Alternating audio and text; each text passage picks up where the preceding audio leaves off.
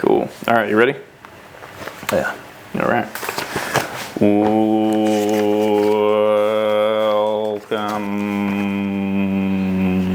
Welcome back to JKMoto Podcast. A motorcycle podcast for the everyday rider, covering current bike and racing news and specializing in track days, club racing, and great entertainment.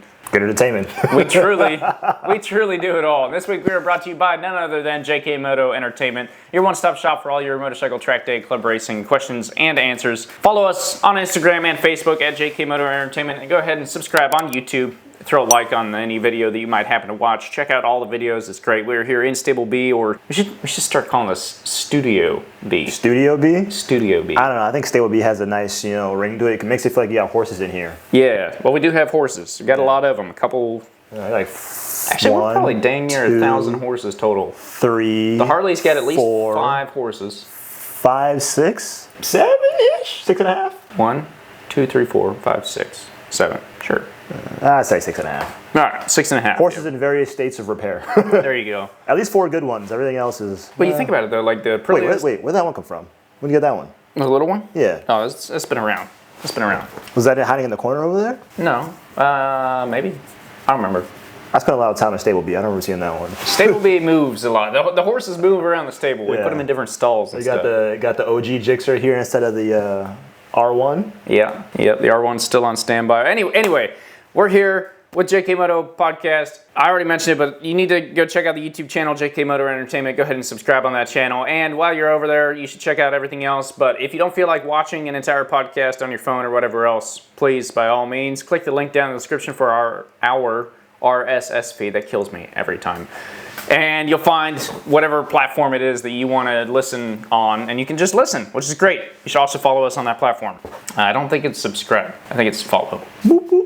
Whatever. Click the magical button that gives you updates. We film just about every week. That's not true. Sort of. Every other week, we try and cover every MotoGP round. We are about a week late on this MotoGP round. That is going to be round 10. 10. We looked it up this time. We know. We were out in the Netherlands. We didn't look it up. We just knew the entire time. Yeah, we totally knew. Yeah, we totally knew. Peek behind the curtain. But yeah, so we're out in the Netherlands for MotoGP. We're going to be covering that. Sorry that we're a week late, but sometimes life happens, and you got to put a new fuel pump in a motorhome, and it doesn't work. And anyway, we're not going to get into all that. We got MotoGP to cover. So stick around for some MotoGP round 10 in the Netherlands. We will roll an intro real quick and get into it. My first track day, I got the pictures back, and I was like, I'm never doing that again.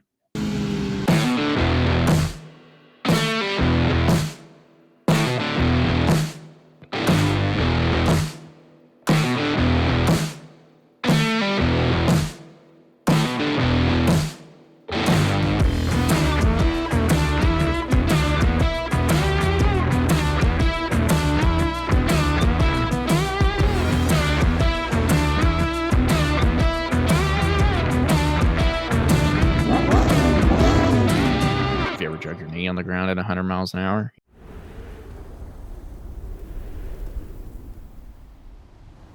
Man, all right, on that note, we are back. We're back. And today we got to introduce our non-official sponsor. Give it now, ready? In the mics. Yeah.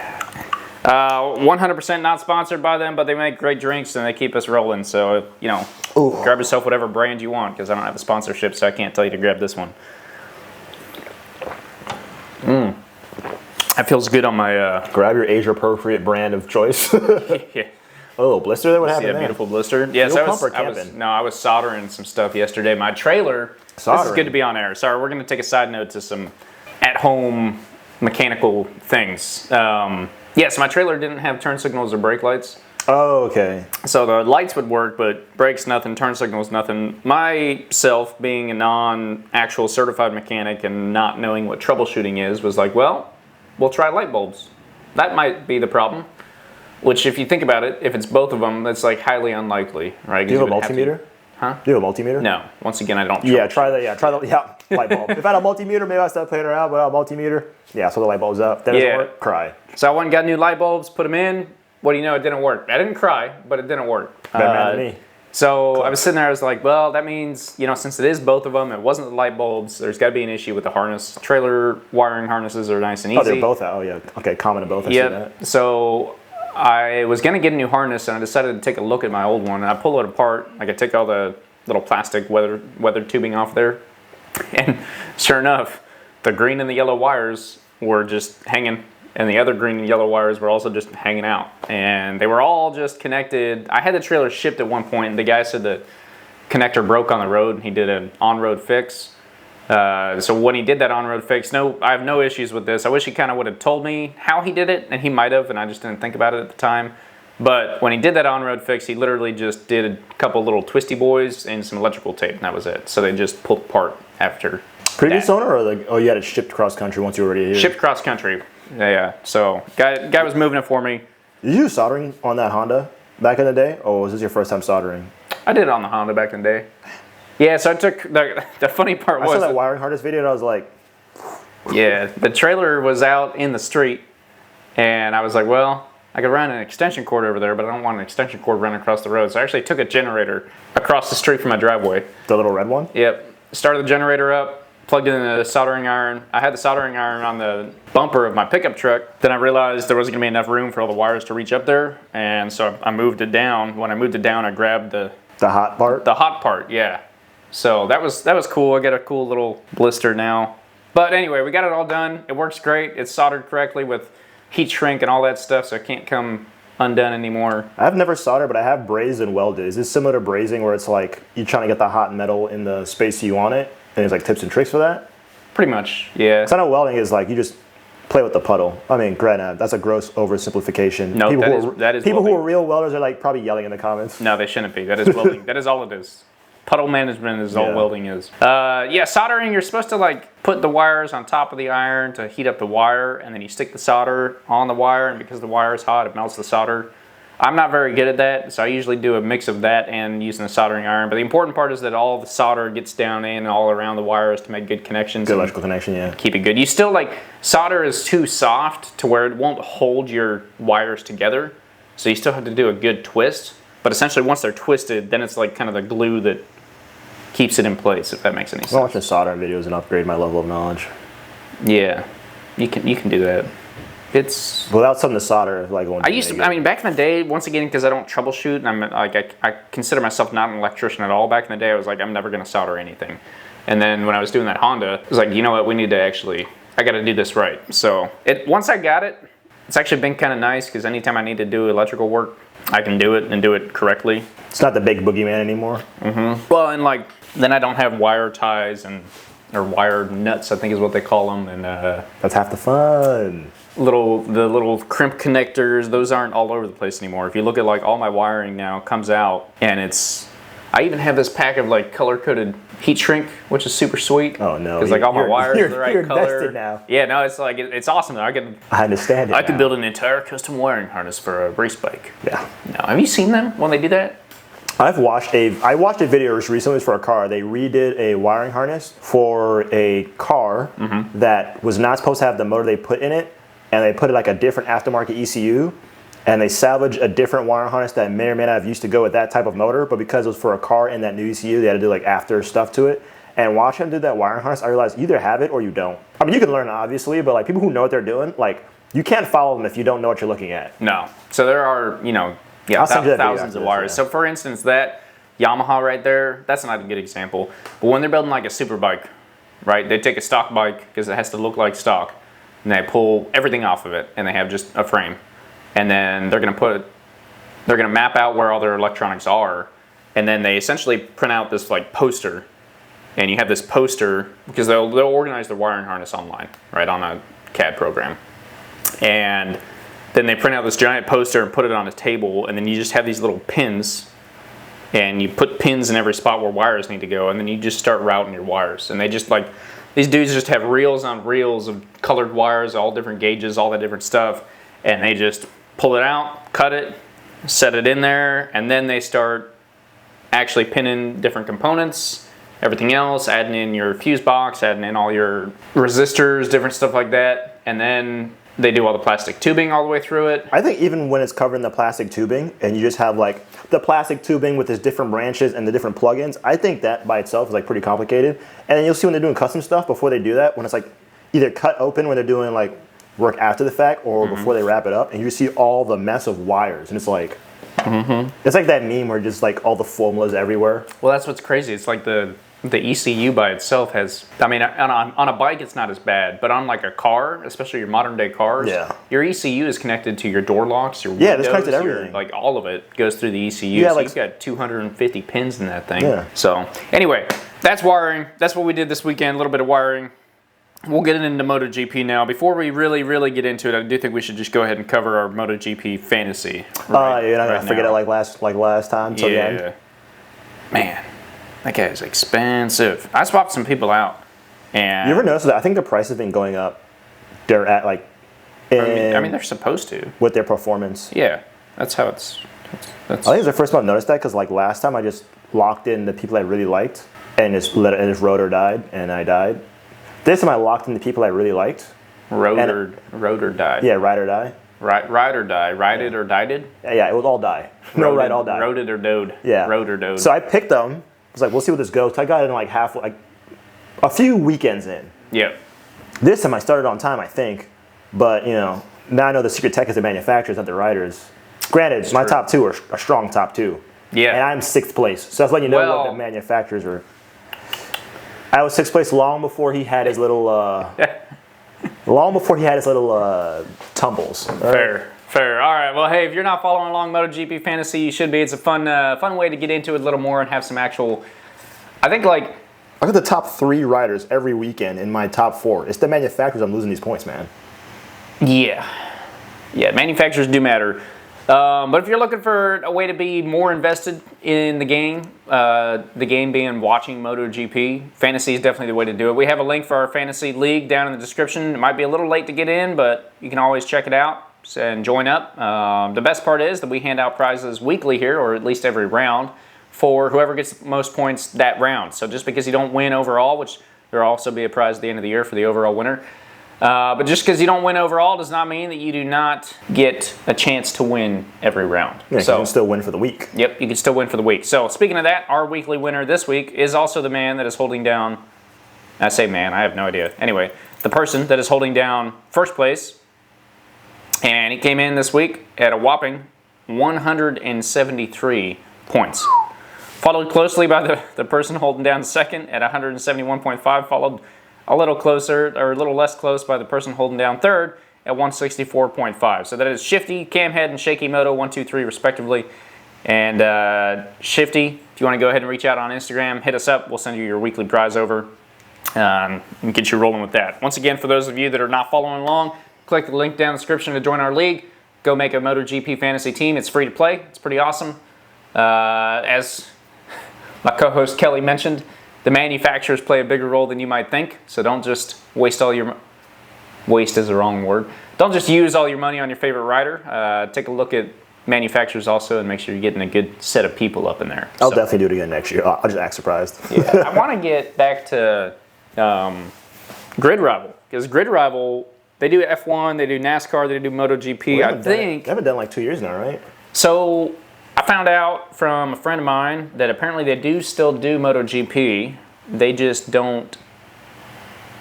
I'm trying to figure out the legalities of it, because they now offer gambling in their app. So you can win money in their app. And I think because of that, certain states have said no. So for some reason, because MotoGP is connected to gambling and I'm here in this state, I can't create a league or play. I think. Kind of like FanDuel, DraftKings kind of thing. Yeah, I think. That does make it more complicated, because then you want everybody to get on it who watches. But yeah, so it's a little late for this season anyway. But next year we'll take a good look at it and see if we can't get a Grid Rival going back up. Because I like Grid Rival a lot. It's also still free to play, but it was kind of kept you more involved because you had to swap your riders out. Like you could only sign a rider for a maximum of 5 rounds. I do like that. Yeah, and so that then I couldn't just ride the Marquez brothers for the 1-2 all season. Exactly. You had to swap them out, and then that came in and like there was some strategy to it, because if you picked a rider that was the best going in, and then he wrecked one round, his price tag is going to come down. So you're going to lose money on that guy, like a stock, right? And so when you go to sell it, or when you have to, you're now down money. And so there's some, like if you play it wrong, you end up at the end of the season with a like horrible lineup because it's all you can afford. But if you kind of play that strategy a little bit and you pick a rider that's not worth as much but has good growth opportunity, and he gets that growth, and you can sell him out and make some money. But there's also like fees for trading early. So if you sign Alex Rins for 5 rounds, and after 3 rounds he's up, we'll call it $1 million or whatever, right? And you want to sell him, you're going to take a fee for selling him early. So you're breaking that 5-round contract. So you got to be smart about it too. Yeah. You effectively got to buy him out of his contract. Yep. So it's a whole different level of play. It's super fun. But anyway, that's our fantasy winner for the week and our little kind of fantasy spiel. Now we will get into the official MotoGP. You know how bad I want to be like a mechanic on a MotoGP team? Yeah. We've talked about this. I think that's a dream job. Yeah. Realistically, there's no way that like Ducati top mechanic, like tire warmer guy, isn't making enough money to survive, right? Especially since he's being flown out by the team. Yep. You get to see the world. You get to watch racing. All his subsidies are being. You get automatic pit pass and, pit pass, grid pass. Pit pass, room and board, travel expenses, all that's covered. You get to hang out with motorcycles all day. Yeah.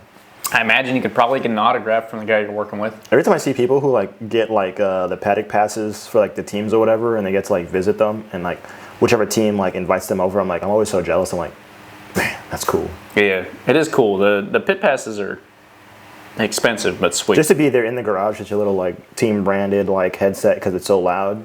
Yeah. Just watching stuff around. You get like 5 seconds of camera time. Like some person that is a person. What cracks me up is like the pit guys, because so MotoGP doesn't do pit stops. Everyone knows that. I'm just saying that to say it. But you're like still required to be safe, so you still have to have a helmet in the pits. Yeah, in the pit road. I think. So they're all out there in bicycle helmets. Yeah, once they leave the garage, it's like. Yep, and to me they look so goofy because they're in bicycle helmets with shorts and t-shirt on. Polo t-shirt, but still like shorts, t-shirt, bicycle helmets. It's warm, but we're safe. Yeah. So anyway, it just kind of cracks me up compared to like, NASCAR or F1 pit stop. Those guys are in full mechanic get up. They got big old helmets on, which I understand because the cars are actually pulling in to like get tires swapped, and they're coming in as fast as they can and leaving as fast as they can. So like, it is dangerous. There's been some pit stop accidents over the years, but yeah, they used to refuel in F1. They don't. There's like a fire from like Jos Verstappen, I think, where like they were refueling at the pit stop and the whole thing goes up in flames. Luckily, everybody gets out safely, I'm pretty sure, but like that's terrifying. Like in the pit stop, you come in for a stop, your car's on fire, like you're done for the day. Yeah, I think that's probably when I would call it. Yeah. I think after that they're like fueling. That's like that. But they'll still do that NASCAR, and like you'll watch them like hand off fuel tanks, and it's like it does look pretty cool. It's cool, and then you watch it in slow motion, you realize how much fuel is being wasted there. Yeah, you'll watch them detach, and you'll see the fuel spill on the ground. It's like, yeah, they've got this big old giant jug, and then they just rip it off as the car leaves, and it's just fuel. It is pretty everywhere. Cool. There's like a weekend I just watched different pit stops from like endurance bike series pit stops would like slide the wheels off, and then they put the fuel tank in like Daytona 200, I think it was. Beginning of the Moto America scene. That's not part of the Moto America scene. It's like an opener. It's because those points don't count, right? Yeah, so it's not points, but it is like still sanctioned. I don't know the official terms. I think it's non-sanctioned, but it is sponsored by and run by Moto America. So like Moto America puts the event on, but it's a non-sanctioned event. So there's no points, there's no championship, you don't have to be. There's no classes. There's like they're all riding lead bike from what I understand, right? No, they still have classes because that's what Josh Herron has run the Daytona 200 multiple times. He keeps doing it on a V2 because he loves the V2. So he wanted the Superbike ride. He did win the 2025. I did see that. I think it was him. I think it was Escalante behind him. Yeah, I think so. It's been I forget. I just watched it not too long ago, and I was like, something about watching things where you have to like inject a amount of like strategy evolving. I have to come in and do a thing. I mandate it. Also, if I don't do it, I will run out of fuel. And I've seen people run out of fuel before, and it's not. It breaks your heart, especially if they're in a good position. Yeah. But they get up on that bank. Oh, Daytona's not. I want to race Daytona. Oh, they get up on that bank, and there's. I love that. I love It is insane. And the cool part is they can come around to the finish line 6 bikes wide. Yeah. And drafting actually matters. And Yeah. it's a whole different ball game. Daytona is crazy. It's awesome. I was talking to my sister. I was probably going to try and go with her next year to that in 26. The Daytona 200. Yeah. If you do it, you got to do the whole bike week. Because it's centered around bike week. Is it the beginning of bike week or is it the end of bike week? I don't remember if it's the beginning or end. I think it's the beginning. Then you have bike week, and then you have the motocross championship or something. Like, it was a big motocross event. I want to go to Austin for F1 and for MotoGP to figure that out. And then I also want to go to Daytona. I think those are the big trips I want to do next year if I can figure out how that's going to work out. There you go. There you go. Anyway, we were in the Netherlands for MotoGP round 10. Sorry, we've been taking some side quests here at the beginning of the episode. The end of the episode will be fast. Which is okay. That's the whole point of a podcast. It's awesome. But, dude, the Netherlands, I got to pull up a track map real quick and remind myself, because this track scares the crap out of me. Netherlands circuit map. That'll work. Yeah, perfect. I feel like all the tracks scare me when I see like the speed leading angle thing, and then you see somebody in either front or behind them with the camera angle, and they have like the speed leading angle for the rider that they're on board with, and you see the speed at which they're going in to brake and lean the bike, touching shoulders with another human being on another bike also traveling a similar speed. That is wild. Like, I don't know if I'm getting ahead, but like watching Pedro Acosta and Alex Marquez the first time, and then the second time is like, yeah. Alex like went, RIP, Alex went off. I was like, no. Yeah, actually, so I just watched a slow-mo video of that last night. We'll get into that in a minute, but we'll set the stage here. We're in the Netherlands.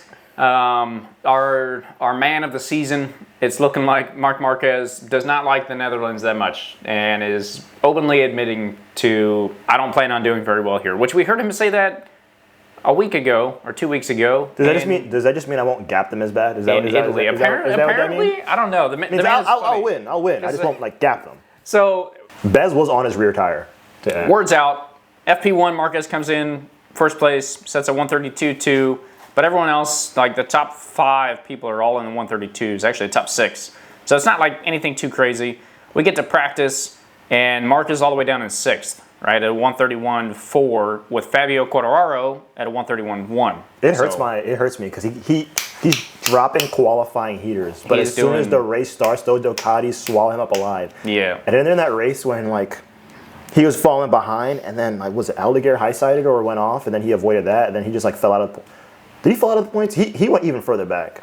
Yeah, I don't remember if it was out of the points or not, but just to watch somebody go from somebody with obvious talent, go from P1 to like 13 or something ridiculous. Wait, let me check. This is the race. I've lost the ability to read apparently. Oh, that's the sprint. So let me. He wrecked out in the sprint, so that didn't help.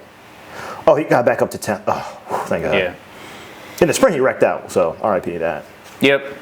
Yeah, it's Quartararo. He is riding that on the ragged edge, and like you can see it. It is rough because all the wrecks that he's had, he almost isn't even mad, which is hard to see because you pull back into the pits, and I can't imagine being his team and sending him out there doing it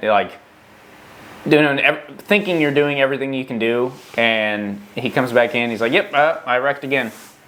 Sorry, boys." And it's not like he's not trying. He's doing really good in qualifying these past few links, and who's his teammate? Is it Alex Rins? I always mixed them up in the Prima Yamaha because the colors are so similar. But is it Miguel Oliveira who's Jack Miller's partner? Yep. I keep wanting to say Miguel Oliveira is with Trackhouse, but yeah. Nope. But yeah, but Alex Rins obviously not a bad rider, but Quartararo is outperforming in every step. So it's like Quartararo is actually putting in work. It's just the bike isn't there for him, and it's like. I love Yamaha. I love Fabio Quartararo, and it's like if I'm Fabio, I want to go where the bike is that matches my talents because I don't know how long I have in MotoGP. Yeah, 100%. 100%. The hard part is that the bike is kind of getting there. Like he's qualifying now. Yes. He figured that out, right? And I say he figured that out. They as a team figured that out, but he cannot keep up in the race. And if he tries to keep up in the race, it usually ends with him wrecking the bike. Yeah. It's just. There's a couple of DNFs alone, man. Watching that. And it's sad to see. But anyway, in practice, he took first. Then we had Alex Marquez, Pedro Acosta, Bezzecchi, Bagnaia, and Marquez. Get to FP2, which doesn't really matter a whole lot. It's usually FP2. I feel like is when people get to run. They'll do a sprint simulation. They might do some like race simulations. They're testing out other tires. They're figuring some things out. I do think it's interesting that FP2 allows, like, the free practices allow you to, like, somewhat place for qualifying, if that makes any sense. I'm so used to, like, qualifying being qualifying. Free practice being like, whatever you do there, do whatever you want. There's no consequences, but it's interesting to see, like, no, there's consequences in so much that if you do really well, it will help you for qualifying in terms of, like, what Q1 or 2 you go to. For practice, not for the free practices, though. Sorry for that. Yeah. Yeah, because that's the thing is like practice. I'm used to practice. Do whatever you want. Practice is done. There's no flavors of just practice. Qualifying. Yeah. This matters. Everybody figure it out. And then based on how like you doing qualifying is how much further you move into qualifying, right? Whereas not free practice, but practice here is like split between practice and free practice. Practice has consequences. No, qualiquences. Yeah. It's like another layer. It's interesting. It is, yeah, it's different. It just, the funny part to me is that like FP2, free practice 2 is after practice, but before qualifying. And so it's really like an hour of, that one I would say is the actual practice. Because so FP1, you're coming in, you're trying to figure everything out and get ready to go, because in practice, you got to have it. You got to know what you're doing, at least in the last 15 minutes. Right, and then practice is practice. That matters to get you into Q2. And then free practice 2 is kind of like, okay, go test tires again, I guess. So, anyway, going straight to Q2, we had our top 10. So, Quartararo, Alex Marquez, Pedro Acosta, Bezzecchi, Bagnaia, Marquez, DG, Maverick Vinales, Morbidelli, and Zarco all made it straight to Q2. And then it looks like Ralph Fernandez and Aldeguer made it up into Q2 out of Q1. But the top 5, or I'll just give you your first 2 rows, are kind of interesting. It's like kind of something we haven't seen yet. So in first, for qualifying, was Quartararo. Yeah, my boy. Yeah, your boy. Did pretty good, a 130.6. Pecco Bagnaia is in second, Alex Marquez in third, Marc Marquez down in fourth, and then Bezzecchi and then Morbidelli. So a very like kind of interesting lineup. When I saw that, I was pretty impressed, because FP1, Marquez came out, set the fastest lap, cool, we're good to go. And then the rest of the weekend until the sprint and race, Marc didn't do that great. He was kind of in the back. I don't know. Which, like, saying top 5 is not that great is interesting to say, but for what he's been doing this season. Isn't it like tenths of a second separating those times, though? Yeah, but it's also MotoGP. Like, if you... I don't know. After the saves I've seen Marquez do from, like, so far back in the grid, starting the second row, I'm like, yeah, he's still in this in a way that is not fair to everybody else. All right, that's fair. It's like he doesn't need pole to win. He's demonstrated that time and time. He doesn't need a qualifying pole to win, and I know that he knows that. Yeah. And you look who's above him. Like, he can outride everybody above him on their best days. They're like, I don't want to say they're back markers, but on their best days, they get passed by him well within a race distance, even in sprint distance. It's true. He's picked each one of the people in front of him, specifically Alex and Pecco, RIP Quartararo. He's decided when he wants to pass them. He set them up, picked this place, and passed them. I don't think, and there's no way he doesn't know that. Yeah, it is crazy, and I used to laugh. I think last year, or maybe even the year before, I laughed because the commentators would say something. You know, it was Marc's first year back. He was on the Honda. He wasn't doing good back in 2023 on the Honda. He was not doing good at all, and we found out that was mostly due to the bike.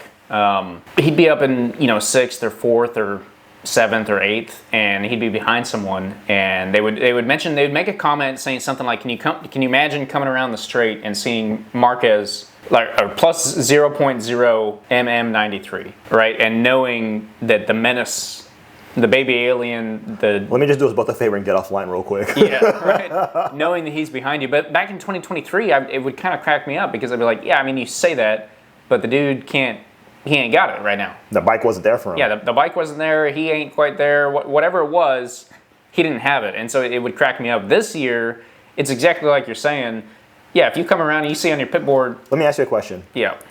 If you had Marc Marquez's talent, and you had a history of demonstrating, like, coming from behind, and you know that you qualified second row, would you push the qualified pole? Doesn't even matter. Would you risk it for a couple more tenths, knowing that you could outrace everybody in front of you?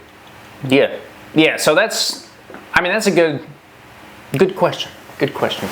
It's a good point of discussion because when do I go back out and push for 2 more tenths, or do I save it for race day, knowing that for the past 9 rounds, I've demonstrated I pick my place and I pass them. As a racer, also 70-point buffer. It's like even if he made the wrong call, granted points do matter. I'm not going to pretend they don't, but I'm just saying he has so much safety and leeway. Correct. Yes, 100%. He's got safety, he's got leeway, he's got everything. Like Pecco can't make choices like that. Pecco has to get pole. Pecco has to fight for that race win. Marc is also, he's older, he's a veteran in the sport, he has plenty of experience, he knows what he's doing out there, he's got all this different math going on in his head all the time. In fact, after this last weekend, we're coming into Germany, round 11, it's one of his favorite tracks. He said the words, if I can win in Germany, I will be able to slow down. But we've heard Marc say that before. Like last year, he said he wasn't going to push. This year, he said, I'm going to fight for the championship, but we'll see. We'll see what happens. When you are a racer, period, but especially when you're a professional racer, you are paid to be on the racetrack going as fast as you can possibly go. Anytime you're on the racetrack, that is your goal. I don't argue that. I'm saying, but you're also paid to bring the bike home. You're also paid to win. He's been bringing the bike home, and he's been winning. So how he goes about that, I feel like at that level, you get a lot more freedom when you can consistently bring the bike home and win. The other thing, too, is even for a man that he knows he can pass everyone, he knows he can gap someone.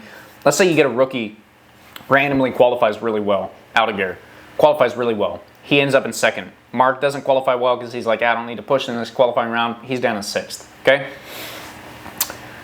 We hit the start, we get a couple laps in, Aldeguer sitting in 2nd, comes down to 3rd. Then Aldeguer does something stupid because he thinks he wants to win a race. Does something a little stupid and wrecks the bike.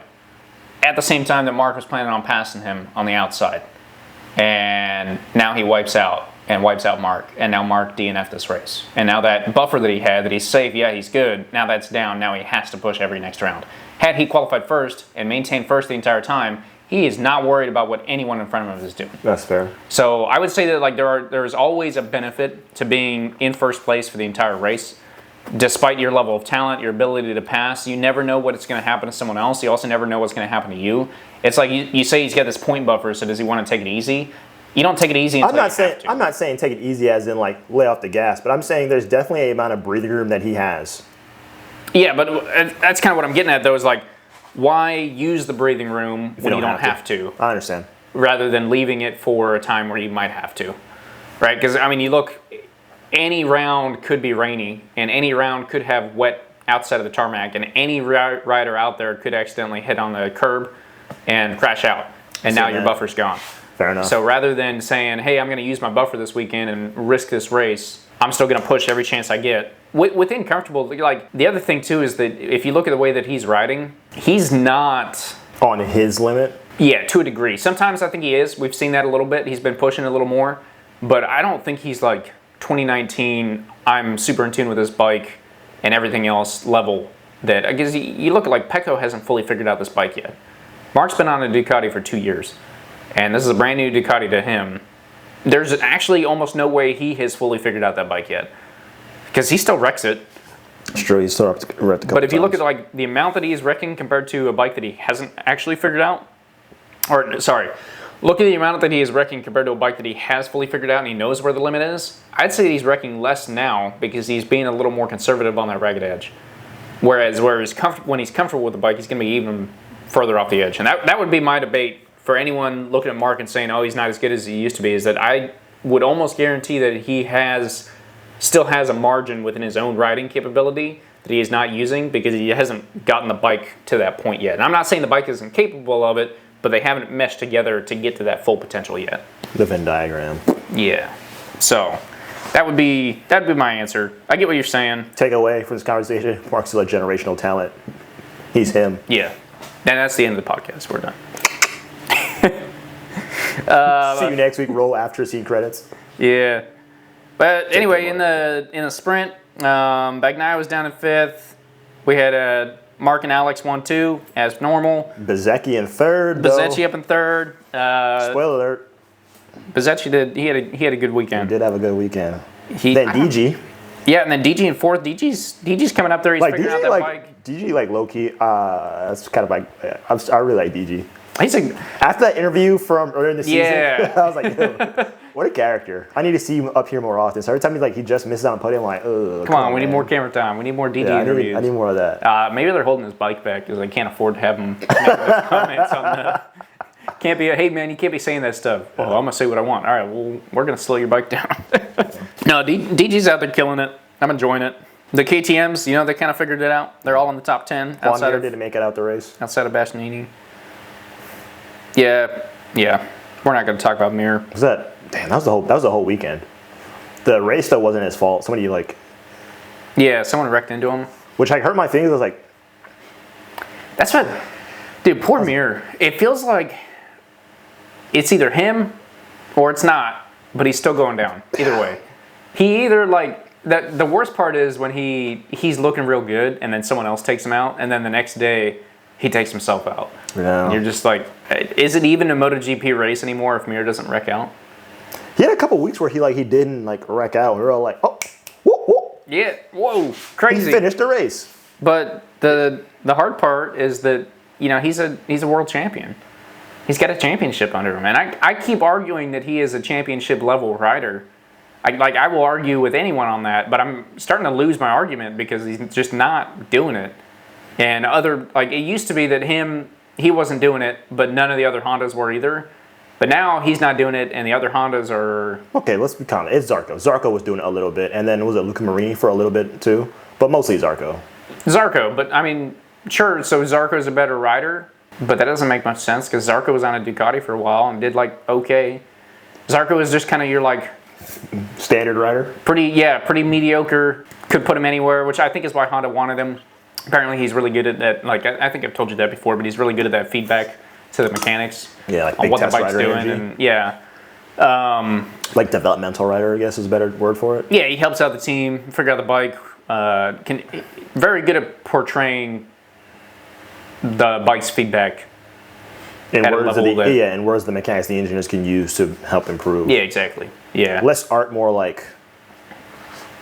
still art, but you know what I'm getting at. It does this when I do this because of these reasons. Can you fix X, Y, or Z? As opposed to, I do this and it does this, make it stop doing that. And you're like, what do I do with that? Yeah, I wanted to paint this line red, and it came out orange. I think we need a little less yellow added to the red. I can work with that. You want what compound tire next time? I can't work with that.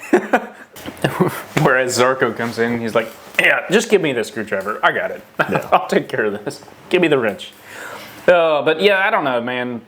I was actually talking to my sister about that. We were watching a movie recently, and something like that came up where the dude was a rookie. And it's like, he couldn't explain. He just knew that he didn't like the car. And then somebody who was more senior was like, when he rode the car, he was like, it does this in these scenarios. What are we doing about that? And they were like, I can work with that. It's good to know. There's some dude, I was riding on a dirt bike one time. This guy he'd get Facebook Marketplace bikes, fix them up, sell them, right, make a little bit of profit. That was his side hobby. I would call it a business, but usually with businesses like that, you don't necessarily make a ton of money.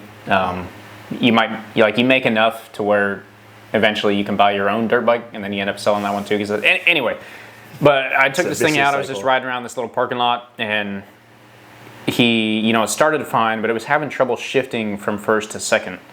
And I just figured that was a thing. I didn't ride dirt bikes a whole lot, and I'm used to if something's wrong, but it's not super wrong, you just kind of deal with it. You just push through it and it's good to go. And so I brought it back. He's like, how does it ride? I'm like, oh yeah, everything's great. And he's like, all right, sweet. He took it out, rides it around, comes back. He's like, man, this thing doesn't shift. I was like, oh yeah, it was kind of interesting. But I figured it out. He's like, oh, you should have told me. Goes in, adjusts his shift linkage. And I think I was probably 12 at the time or something. I was like 16 or 17, but I didn't know that it was that easy, right? You look at your little shift linkage right here. Yeah. You just move that one tooth, and now it shifts perfectly fine. That's what he did, and then I wrote it again. I'm like, oh wow, this is 9-day difference. so much better. If you don't know, I guess you don't know. But Mir, I want to see Mir. I would like to see Mir on a Ducati. That's not Ducati inflation. Yeah. See what the hype's about. Yeah, I would like to see him on a Ducati to see what he could do, because I am getting closer, but I still refuse to believe that he just sucks that bad. You get Bastian in EV2. Maybe. He's really doing the Ducati, taking back off, he goes back. That's not fair to him because he's on a Honda and Hondas have been fighting for their life. Great. That's the thing. Zarco has been like showing what the Honda can do, but it's still not great. Yeah, it's only been a few really, really good races, and those have been a lot of really specific scenarios that has allowed him to do really, really well. Yeah, like one of which was the rain, where he just made the right decision with the tire off the get. Yeah. And he still impressive. Don't get me wrong. Like, he's also had a few top 10 placings. Yeah. I think even a few top 5s, actually, maybe. He's doing well out there, but it's also still surprising every time. Yeah. Right? And I could also argue, maybe Joan Mir is one of those art guys, and because Zarco is able to speak to the mechanics, he can get his bike set up better. He can get more out of it through the help of the team, because he's like, it's easier for him to articulate what he wants doing what he wants. Yep. So, I don't know. But, yeah, that's Mir. He keeps wrecking out. We'll move on. Bagnaia, we said he finished fifth in the sprint. Ended up on the podium in the race. We got to talk about Pedro. That was an exciting race. Say that. These last few weeks of MotoGP have been really spoiling us. Oh, it's been good. Yeah. MotoGP this year I think it's like a very healthy. Yeah. Minus the mark all the way in the front, but even then, like there's enough of a fight. You can watch different places in the grid and still get entertainment. Yeah. It's a healthy lineup this year. I like it. It's been exciting. Mark's made enough mistakes, too, that it's still kind of like, whoo, is he going to do it? Bez was on that rear tire. Oh, yeah. They kept saying, like, oh, man, he's weak in whatever side turns. I'm like, bro, what are you talking about? He's winning, bro. But then you see Bez over there, it's like, oh, nah. So this brings up, we got two things to talk about with Alex. Bez was hunting that entire race up through the grid spots. He was. Were you saying Alex, though? Bezzecchi did great. Well, we're going to bring up Bezzecchi because I think this is a point I wanted to talk about. I got to look at where Bezzecchi. So he qualified 5th, yeah. Yeah. Qualified 5th, finished 3rd in the sprint, and finished, I believe, 2nd in the race. Mm-hmm. Yep. Which may or may not have been because a certain person got kind of knocked out. But Bezzecchi, he had a very consistent weekend. We take those. We take them where we can get them. Yeah, 100%. The key here, so Alex Marquez, we'll talk about the wreck and then we'll get into a little bit of Alex theory, fundamentals, if you will. But there was a wreck, there was some contact between... A lot of wrecks the race. Yeah, but contact between Alex and Pedro. And... The first one was just a racing incident. It was good, hard racing. It was clean, the middle of contact coming in. The second one, I think it was more of that. It just... Unfortunately, Alex wrecked out. Yeah, so I watched a slow motion video last night. It looks like he started to slide too. Watched a slow motion video where they like broke it down, and so they both came out of the corner pretty much even, and you watch where they get on the gas because their front tire comes off the ground, about an inch and a half, 2 inches for both of them. So they're both off the ground. They both shift their body weight over to the other side of the bike, and they're starting to lean the bike over. So in that moment, you're on your back tire, using the bike's weight to get it over. You haven't laid down the front tire yet because you're still on the gas hard, which is crazy to think about because when you see this stuff in like real time, it looks like the wheelie control works great and the front tire never leaves the ground. But these guys, if they are on the gas, that front tire is not really doing a whole lot, right? Until they start to slow down and reload it. They both have their tires up, and then that Ducati starts to pull on the KTM just a little bit. When he pulls, he is still so close to that KTM. Keep in mind, front tire is in the air, and I watched all this in slow motion. They hit the right angle. You could actually see it. Hits the KTM. Now, we have brake lever guards on these bikes, but what everyone thinks happened, and after the slow motion video, I'm in 100% agreement. When he hit, like, Pedro's hip, basically, / something on his bike, he touched the brakes. If you have a tire in the air and you hit the brakes, what happens to the tire? Stops moving. Stops immediately. There's no other friction or anything else to overcome, right? It stops immediately. So in that moment, that front tire stops, and then Alex lays that tire back down as he starts to lean this bike over. Now he's hitting the ground with the front tire that's not moving at all. And you can see it, because you see it hit the ground, and you see a puff of smoke as it spins up, and then you see him just wipe out, and he's gone. The commentators during the race, when they watched the replay a few times, they did mention that perhaps Same thing that you were saying about the brake lever guard, but somehow it may have gotten engaged. Yeah. So even the commentators were saying that in not real time, but like during the real race, during one of the replay sections, they brought it up, and I was like, interesting. Yeah. Because like in my mind, I'm thinking brake lever guard, brake lever guard, brake That's lever what I guard. thought too, But you see the front tire smoke up. Yep. And before he slides out. Yep, and that's what I had the same thought like during the race when they said that. I was like, it can't be the front brake. Like that's the whole point of those brake lever guards is to prevent literally that. Yeah, but you're saying like if it's up in the air, unloaded, and even if he's doing one of these, like if he had just was trail braking, come back up on the gas, if his finger's anywhere in that area, or if like I don't know, something touched it, even a little bit of engagement with no loading, nothing on the ground, it's gonna stop or slow down. And it doesn't have to completely stop. It just has to no longer be rotating within some delta of whatever it should be rotating for the speed they have. Yeah. And then that's spinning up. Is it making up the difference? Which all that grip, smoke, all that good stuff is like, yeah, I don't like this. Yep. But yeah, I mean, after watching it in slow motion, I was just like, nope, that's 100% that brake lever got bumped somehow. Still just a racing incident. Like they were both. If anything, you could blame it more on Alex because he was the one running into Pedro. Pedro didn't like reach over and grab his brake on him or anything like that. But I've seen that one before. From that one meme. But I do 100% think it was a braking incident. So that was that incident. Unfortunately, Alex fractured something in his arm. Yeah, it did. I think he's out for Germany. I was hoping it wasn't serious, but if he's out, I hope he recovers because he's been doing so good in the season. And for something like that, I mean, just want to see him get back out there and continue doing good. Yeah, let's see. Alex Marquez, fracture. Undergoes successful surgery. Sustained a left-hand fracture during a crash at the Dutch Grand Prix. Yep. Injury, subcapital fracture, the second metacarpal, because I'm a total surgeon guy. I know what that means. Somewhere over here, maybe. Or over here, I don't know. Except for on the left, probably. Said we're still awaiting, so he might be back this weekend. I don't want him to be back Possibly. if he's in pain. I'd rather him take the time off, but I understand that he's trying to maintain second in the World Championship, and I get that. Yeah, so but I just don't want something where he gets hurt again and exacerbated, kind of like my man Jorge. Yep. So the hard part, there's a couple things to take out of that. One is that I gave Marc huge gap, right? Now Marc's sitting at 307 with Alex down at 239. That was a 70-point gap. Well, So about 70 points. yeah, 68 points, huge. The nice part for Alex is that Pecco is all the way back at 181. So even if Alex has to sit this round out and say Pecco got, what, 25 and 15 or something points? Or is it 12? I think it's 12 for the sprint because it's like half. Maybe 13. Anyway, just say Pecco gets a 35 points total in whatever he's going to do this weekend. He's still going to have a decent gap. That's going to put him at a 20 to 30 point gap still, depending on how Pecco does this weekend. So, like, Alex can come back. He can take this weekend off. Then we're going into the summer break. He's got plenty of recoup time, recovery time. He could still come back and do plenty well in the championship. What is rough about it is that his running for the championship winning is like almost definitely gone now with the gap between him and Marc. These are first world problems. Yeah, but an interesting comment. I think we kind of mentioned this in the last podcast. I just wanted to re-bring it up because some other conversations came out and the rest of the world is also talking about it. But the difference in riding that we see with Alex behind his brother compared to behind other people.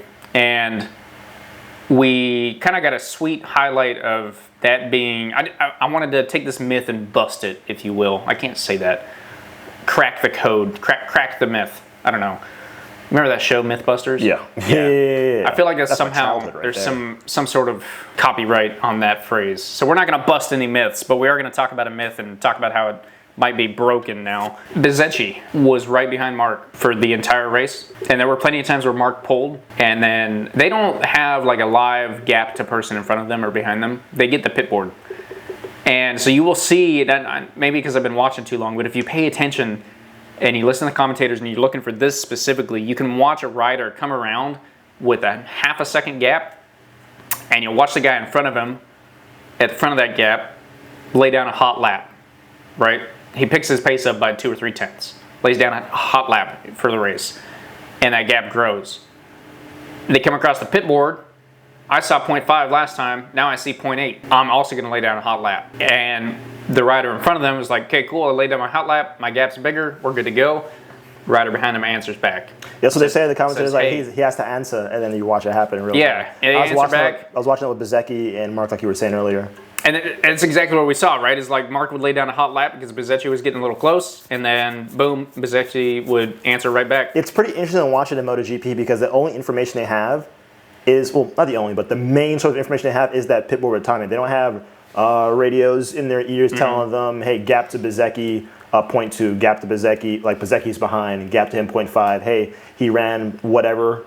He took out 210 side. Like, no, you're waiting to get to that main straight and seeing that pit board. And up until then, you got no information other than you can either hear them behind you or you see them when they get close enough and they're trying to pass you. Then you're like, that's too late. I saw him in that corner. I held it. I held the line. I got through, but I gotta pick up my pace. He's still there. Yeah.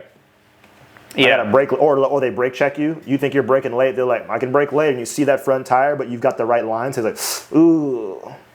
Yeah, and then and you're like, and then it's a debate of like, okay, I'm only in the lead because I want to run a different line this next time, or do I want to keep my same line, or like if I didn't have this line, he'd be in front of me right now. Yeah, 100%. And so that's what we saw with Bezzecchi was he was able to answer back. However, was never able to make that pass on the Aprilia too. True. Yes. I want to shout out to Aprilia. Yeah. For that. Absolutely. Sorry, let me check something. All right. Yeah, we're chilling. Cool. Leave that in. But yeah, and then so afterward, there was some interviews, some talks. Some people are still trying to argue that Alex Marquez is giving Marc the championship. He's just running block for his brother. He rides differently when he's behind him. They just like to talk, man. Well, I mean, it's a good point of talking, and here we are also talking about it. So I can't give them too much. We're crap. talking about them talking about it. I don't believe that. It's different. I don't believe it either. And I think that Bezzecchi kind of showcased it really well this weekend. And they talked to him and they talked to Marc, and Marc brought up Bezzecchi, and Bezzecchi basically answered to it. And he said, yeah, I mean, it's one thing to be right behind a person. It's a completely different thing to pass him. Yeah. And passing Marc Marquez is not an easy thing to do. And that just comes from, when you look at it, it really comes from the experience. You realize that a racer of that caliber, that racecraft, knows, right, one, okay, I pull a lap on this guy, cool, my gap's bigger, come back around, oh, same gap as before, okay, he can keep up with me. How do I need to run my lines a little different to make it impossible to pass me? Yeah, defensive aspect too. Yeah, and I think that's what we see out there, and I think that because at the end of the day, you have to make a safe pass, and if you block the right lines, make a safe pass, and you don't have the overall pass, like the speed to pace to get that pass done safely, your options are A, do something really aggressive and hope it sticks, which against Marc Marquez is probably likely to, at that level, probably likely to get you both wiped out. Those moves are almost just gone now. Yeah. It used to be you could just dive in under someone at the top level. If you're club racing, you can still 100% do this. But I used to call it the Rossi move because Rossi was not known. In my eyes, a lot of the races that I saw, he would pull a move where he would brake super late and basically cut the guy off as the guy's going to turn in, knowing that he was going to run wide. But he could get that bike turned quick, get back on it, and hopefully throw this guy's brain off just enough that he's able to pass him and keep going. I'd call it the Rossi move because he'd come in underneath him, not make the turn, but throw the other guy off enough that he was able to come out and still take the lead. And I've seen other riders try and do that now, and it almost never works. Everyone's just ready for it. Yeah, just go wide. Congratulations, you've gone wide. Yeah, okay. Congratulations, I'm going to hold my line. Yourself. Yeah, and so those, the caliber of riders that we have now is just so insane, so high that it doesn't really do you much good to play moves like that. But running a different line to keep yourself in front of someone is 100% happening out there. And I just wanted to argue that I think that Marc is a person that is extremely hard to pass, period, no matter who is behind him, Alex or otherwise. And the other thing, too, is that when you are Alex Marquez and you ride with that guy and you know exactly how he rides, or Bezzecchi for that matter, when you're sitting behind a guy for ages, for laps, you might just see that and you might say, okay, hey, I'm not going to even try any aggressive moves on this guy because it's just not worth it. There isn't a spot where I have enough pace and I am close enough to make that safe move that you're talking about and pull it off. So I'm just going to stay back here. So what that looks like to us is that, oh, they ride differently behind that guy. Yes, they do, because they know it's not worth it. So that would be my argument for that. But that was Bezzecchi. That's Man, that's about all I gotta. Not really a good weekend for yeah. Corsini, I'll say that. No, yeah, poor Alex is out, and Aldeguer just did not. Aldeguer's let me down, man. He also went out in the race. Yeah. He's not let me down. He's a rookie. He's allowed to do rookie things. But at the beginning of the season, he looked like he was going to do really well. Him and Ogura both looked really good at the beginning of the season. Yeah. Not that they're bad. Like, they're doing all right for the rookie season. Yeah. I still love Ogura. That's that one. I forget what track it is, but I have the reel saved. It's like a picture of him coming up under somebody, dropping the leg, bringing it back up, tipping it, cut up on the inside for the pass. And I'm like, hell yeah. I'm like, hell yeah. Yeah. Like, that right there, that's a wallpaper. That shot of him leaned over. Oh, 100%. Yeah. Yeah, Aldeguer just, I had him on my fantasy team. I had to drop him off. I think I traded him for Vinales because KTM figured it out. So Yeah, they did. I'm going to keep They're Vinales on They're there. a solid Ducati, the first name after Ducati. They're a solid whatever that midfield team is. And they're at the point now where they split the Ducati. It's not 1 through, well, it's not 1 through 8, 1 through 6. And then P7's a, then it's like, no, they're fine for like 4th and 5th too sometimes. Yeah. Like, even, Acosta 4th. Behind Bagnaia, and then the fact that Aprilia got P2 makes me wonder what would I see if like my man was out there, Jorge Martin. Do you figure out if he's leaving Aprilia or not? Like, there's still like rumor talking. As far as we all know, he is leaving or wants to. Yeah. He's an open rider for 2026. Yeah. I've already said my opinions on how I feel about the whole last year and now. Yeah, I think post summer break we're gonna see the silly season start to ramp up a lot. It's weird that we're already talking about it so much because we're not even halfway through or close. Well, we're getting close now. Because some people have made tweets saying, hey. Yeah, I don't like it. It's too early. Like, let's enjoy the season. Also, what a season it is to enjoy. Yeah, right. And I also think it's way too early for Jorge to be like saying stuff like that, to make a decision like that. Especially after we see Bezzecchi showing the potential of the bike. Bezzecchi can get podiums. Yeah. Because he's won. Like, he's got several podiums this year alone. I honestly think Jorge Martin is better. I believe that with every fiber of my being that he's better than Bezzecchi. Yeah, I agree. And I get it. He had a bad wreck, but you can't, like, one or two bad wrecks on a bike that you haven't figured out yet can't dictate, oh, this bike sucks, I can't do it. And you already said you don't want to go to a non-factory ride. Your options are Aprilia. Like, I feel like he's jumping through things way too fast. Yeah. Like, for instance, Mark said, I will not ride a Ducati next year if I don't get a factory ride. Mark was at a level where, like, realistically, the dude's got enough money, he could have retired if he wanted to. It doesn't matter. And I'm not saying Jorge Martin doesn't have enough money. Was he 7-time, 6-time? Yeah, 8-time total, 6 MotoGP. Yeah, right? Like, exactly. He's done it. Exactly. Like, and at any point, he'd be like, I've had my fun. He's here for the love of the game at this point. The other thing, too, is, like, you look at any great racer, like, Mark won his rookie championship in MotoGP. The next year after that, he did not. And I believe the year after that also, he did not. Did he quit? Did he immediately say, hey, this Honda sucks, I need a new bike, I need a Yamaha? That's what Jorge Lorenzo. Is it Jorge? Was that number 5? No, 99. 99? I think it's Jorge. Jeez, I just lost my brain. Anyway, Lorenzo, Rossi, they're both on Yamahas. I want a Yamaha, they're doing better, I can't do this, I'm not going to do a Honda, blah, blah, blah. No. He raced, he didn't win, and he kept on the bike and kept going. This weird attitude that Jorge Martin has of, like, I need a different bike, I have to have something, I'm too good. He's got this I'm better than everyone attitude, and I think it's going to bite him in the butt. Because if he isn't careful this year, he's going to end up with a crap ride next year. Because if he's really, like, telling Aprilia no.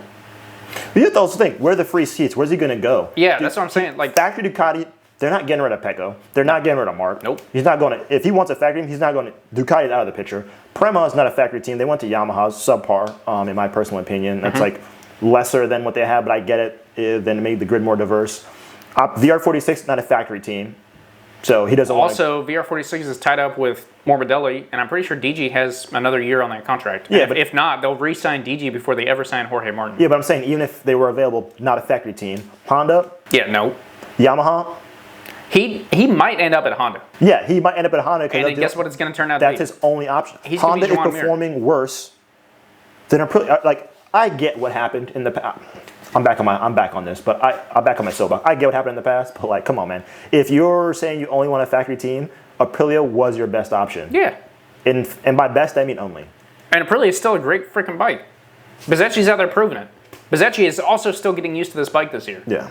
So, like, I don't know. It drives me nuts. He's supposed to be back in 2 rounds. So we're headed to Germany this week. Immediately the week after that, we'll be in... I think his only other options are non-factory Ducatis, and he's already said he only wants a factory ride. So, like, anything other than factory Ducati is worse than Aprilia. Well, and I don't think you're going to stick him on a KTM because that's locked down by Brad Binder and Pedro Acosta. He's not going to KTM. No. Especially after KTM sees what he just did there. Yeah. They know Binder's loyal. They know Acosta's loyal. They raised them. And he hasn't, I don't know, but he hasn't shown any inclination of, like... I've seen a rumor... Especially after they said they give him a factory ride, and then they did. I've seen a rumor of Jorge Martin going to Honda. And what's interesting about that is that either frees up Joan Mir or Luca Marini, which would put one of those two on an Aprilia, arguably. Which, if you put Joan Mir on an Aprilia... That's my man's, but the karma would be sick. Yeah. I'd hate to see it, but I'd be like, I don't know what to tell you, man. I don't know what he's doing. You chose this. He's playing silly games. He's supposed to be back in 2 rounds, so we won't see him in Germany. We might see him in the Czech Republic. After the summer break, effectively? No, that's right before. So we got 2 rounds before the summer break. I lied earlier. We got Grand Prix of Germany and then Grand Prix of I believe in you. Czechia. I think it's probably how they say that. Chechnya? Yeah. I don't know. No, there's no N in there. The Czech Republic. Okay. Yeah. Take your word for it. And then we'll hit the summer break. So we get two more action-packed weeks. You'll see an episode coming out every week from us. And hopefully we see Jorge Martin back. We're eating good. For that, and also hopefully Alex Marquez. And maybe, if all goes well, I would love to see Jorge win a couple races in the late season. I would too. It's going to be tough. Bezzecchi, I think, just proved that Marc is a hard guy to pass. Yeah. But Marc said he's going to slow down, apparently. I don't know. Anyway, that's what's coming up. That's what you guys have to look forward to. Before we quit for the day, we do need to cover our rider of the weekend. Oh, easy day, Bezzecchi. Oh, gosh. All right. Are you sure? Is that your guy? Yeah, pick someone else. That was my guy. So yeah, I'm not sure if I alluded to that enough, but I did. Anyway, I did both take have it the personally same... when you didn't remember that he had a win from Silverstone. I think it was Silverstone. Yeah, I took that personally. I took that personally also, and I watched him very closely. I was like, that guy had a heck of a weekend. It was awesome. It was a great time. Anyway, Bezzecchi's he's a crazy rider. He's good. I apologize to all the Bezzecchi fans out there, all the Italians, that I didn't keep up with his winnings and non-winnings. For some reason, I think it's the colors of the Aprilia. Yeah. He just hides back there. He doesn't have a bright purple number on the front. He's just got red with the black. Speaking of colors, I couldn't find I couldn't find Quartararo on race day because I ran that special livery. Yeah. I just saw him tumbling through the order, and I kept looking at the screen trying to find. I couldn't figure it out. Where is my boy? Until they gave a shot of him in well in the back, and it was white. I was like, what? I had to Google delivery. I was like, what am I? I'm like, they didn't announce this, and I'm like, they probably announced it before the race even started, especially when they were close of all the riders, and I'm like, when did that happen? I couldn't find it for the whole race. I thought I was blind. I was like, no, it's red. Other colors. Where's blue? They said he's between these people. I'm like a Marquez, like a Pecco, maybe another Marquez. Somewhere there's Quartararo. I'm seeing Flora yellow. I'm like, where is he? I can't see the blue. Oh, man. I had to get that off my chest. I was so confused for the first half of the race. That's good. That's good. But anyway, Bezzecchi is both of our riders of the weekend. I had a feeling, but I kept a good eye on him. If you have a different argument, please throw that down in the comments. Or go cast your vote on our Instagram post that we'll make. Could pick Acosta, could pick Vinales. Acosta's performing this weekend. There were some other good riders out there. You could always vote for Marc. I don't think anyone can really argue that. Whoa, this is rider of the week, not rider of the decade. I'm gonna calm down. Rider of the year. But anyway, that's going to finish us up for this week. So we appreciate you guys watching and or listening. Keep up with it. Once again, subscribe to the YouTube channel. If you're over here just listening, you found us on Spotify or wherever else, go check out the YouTube channel, JKMoto Entertainment. We got a lot of great stuff on there. Go do your track days. We're in the heat of the summer. If you live somewhere super hot, make sure you're drinking plenty of water, staying hydrated, going faster. But that is everything we have for you, I think, this week, unless you had something else. After we cut for the thing, I want to tell you something. Okay. But that's where we're going to end. So, you guys have a great week, and we will catch you next week for the Germany Grand Prix. See if Marc can't pull out another win. Thanks for listening. We'll see you guys next week.